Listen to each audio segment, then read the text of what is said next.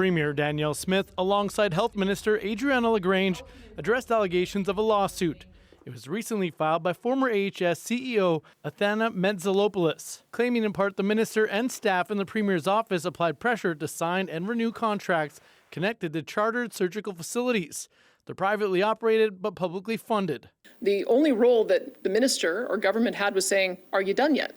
Have you got to the finish line yet? You've been working on these contracts for years. When can we expect them? And that's actually a legitimate role for government to play.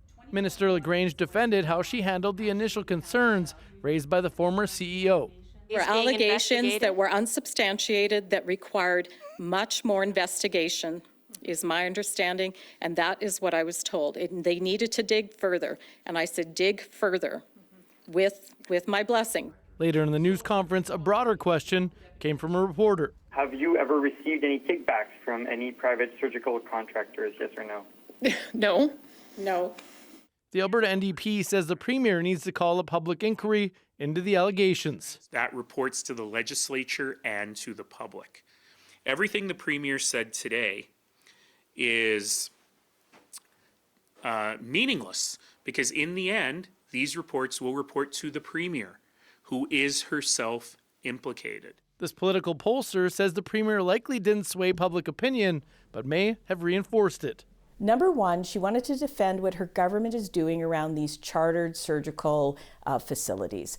Number two, I think she wanted to ensure the public that she understood the concerns and she was going to try and get to the bottom of it.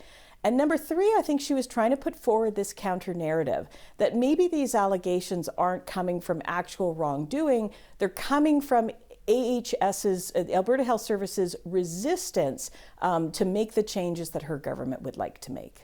The Auditor General is investigating. On top of that, the province is conducting a third-party review. The Premier says it could be between 4 to 6 months before the results are revealed. Travis McEwen, CBC News, Edmonton.